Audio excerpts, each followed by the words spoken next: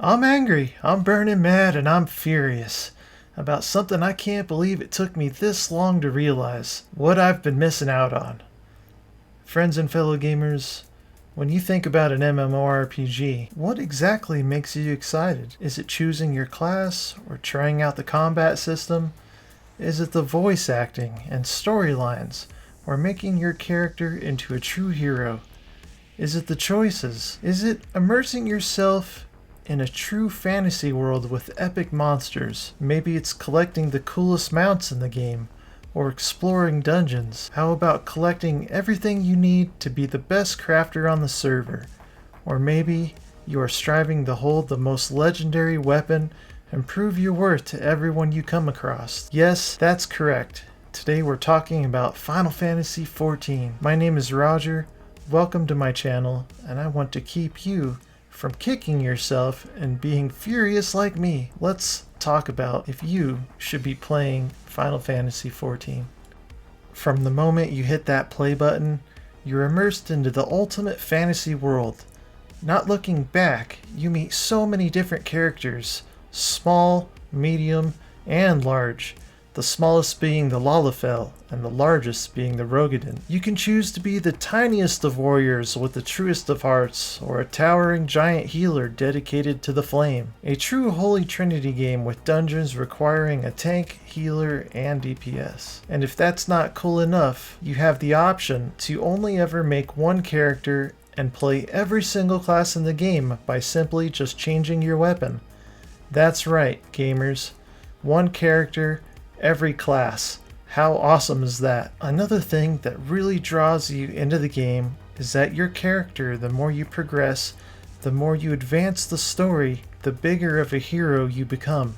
NPCs recognize you for your deeds and actions, almost like the game is more focused on you and building your story than the story itself in general. The developers really put thought into how to get players immersed into the world of Eorzea. In Final Fantasy XIV, you will find seaside cities filled with pirates and friendly merchants, all the way to enchanted forests with beautiful architecture surrounded by a canopy of ancient trees, and sprawling multi-layer cities letting you know that industry and the tide of trade is forever strong. Where will you choose to live, and who will you fight for? Will you choose the immortal flames of Ul'dah, the maelstrom of Limsa Lominsa, or the Order of the Twin Adder in Gridania? All three have a leader charismatic enough to bring order and peace to their cities, but they will need your help because there's always those trying to tear down order with chaos.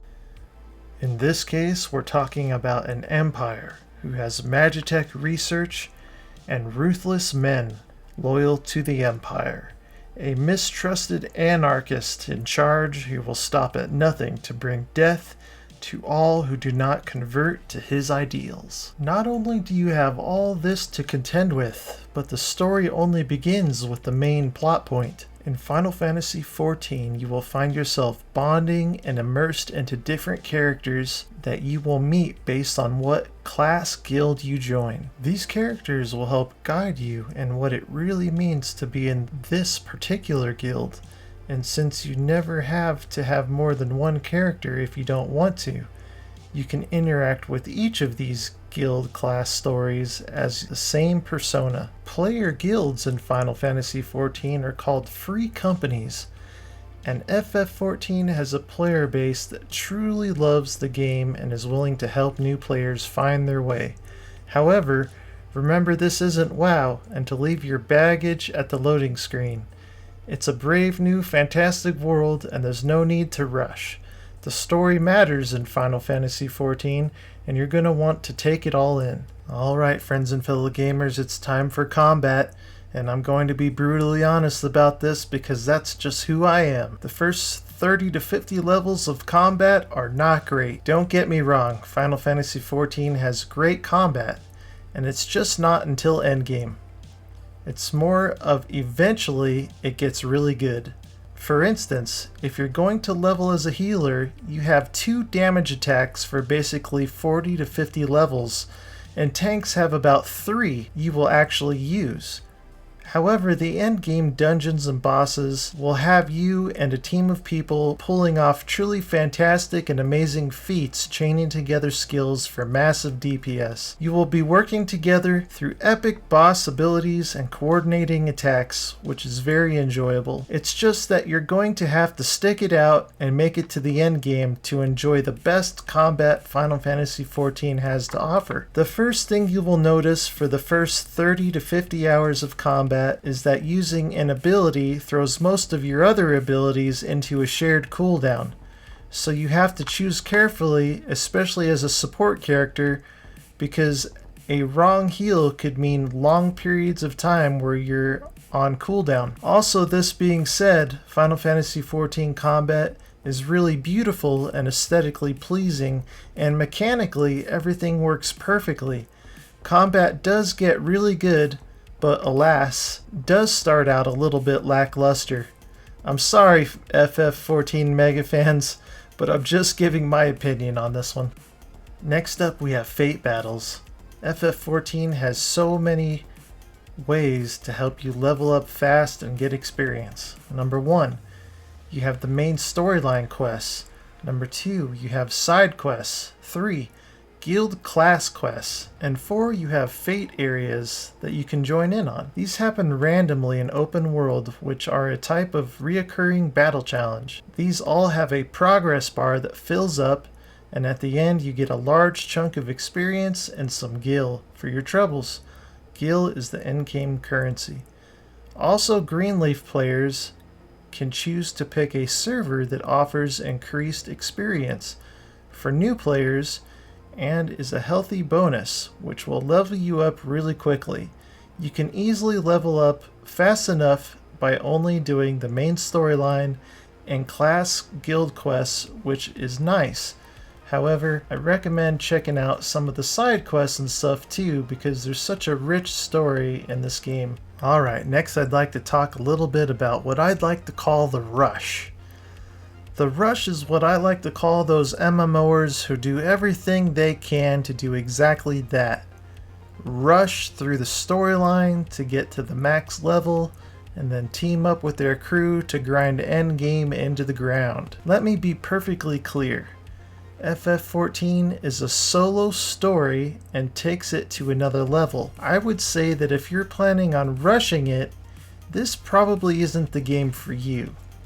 Final Fantasy XIV encourages a single-player RPG experience with thousands of other people playing. It's hard to understand, but like I said earlier, you are a hero and the story encourages this over rushing through it. There are so many cutscenes, and some are not voice acted. And rushing through it, I'm afraid, you would miss the entire story plot by just skipping the wrong one in particular. This might be one of the deepest involved stories I've ever encountered in any game, and the NPCs' lives, entire lives, revolve around a great calamity. You become invested in them, and the NPCs live, breathe, and die around you, and of course really needs you to be involved. It's far too easy to spam click through the 1 million cutscenes and then complain about why the game runs together and makes no sense. Then that's on you. You were warned. The story literally is 90% of the game until endgame. And also, full disclaimer, the game literally starts at about level 20, where you get your first major cutscenes. You really start to feel immersed at about level 20, and then again at 30, and so on. The storyline literally has power spikes, just like your character will upon leveling up. Now, I hope I don't catch too much grief for this, but the reason I say the game starts at about level 20 is because the first day or 10 hours or so of gameplay has you doing extremely tired and tedious things like delivering messages, running here and doing this and that type of quests, and meeting people who show you around. Also, the starting cities can be very frustrating to find your way around because of being multi-layered areas with steps and elevators and all kinds of different ramps and stuff. And trust me, you may lose a few pieces of hair trying to figure this out, but hang in there. You will also find yourself dealing with the excellent over-explained tutorial system, which is super helpful to individuals who have never played an MMO before, but perhaps veterans may feel like it's holding their hand a little too much. Bear with it though. However, they are constantly popping up on your screen when you first start playing the game, and I recommend reading them as much as possible. Right now, Final Fantasy XIV is currently on the Shadowbringers expansion, with Endwalker hopefully coming in November of 2021. In Shadowbringers, players travel to a world that has been overrun with light, featuring new enemies called Sin Eaters. There are also 2 new main hub areas, Crystarium and Yulmore. The classes Gunbreaker and Dancer were also introduced, as well as large changes to the battle system. The level cap was raised to level 80, and new abilities were added to each job, and of course, new dungeons and raids. Final Fantasy is a game that you're in for the long haul. Expecting to be done in a couple weeks is selling the game short.